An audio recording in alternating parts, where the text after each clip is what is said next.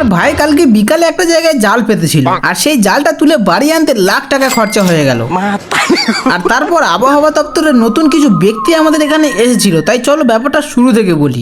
সকালে দাঁতে নুটি দিয়ে দিয়ে এসেছি একটা জায়গায় জাল তুলতে, আমার ভাই কালকে বিকালে পেতেছিল। হ্যাঁ, তারপর জালটা তুলে দেখি বেশ কটা ইলিশ পড়েছে, তাই সেই জালটা রেখে এসেছি আরো একটা জাল তুলতে, আর এটা তুলে দেখি ও মাই গড কিছুই নেই।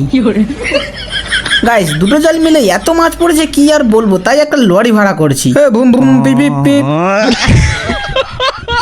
হ্যাঁ, তারপর মাছগুলোকে নিয়ে ঘরে আসতেই আমার মা রিচার্জ করছে, না মানে রিসার্চ করছে। আর তার কিছুক্ষণ পর থেকে ওয়েদারটা অন্ধকার অন্ধকার হয়ে এসেছে, তাই আমাদের এখানে আবহাওয়া দপ্তর থেকে কিছু নতুন নতুন স্যারেরা দেখতে এসেছে।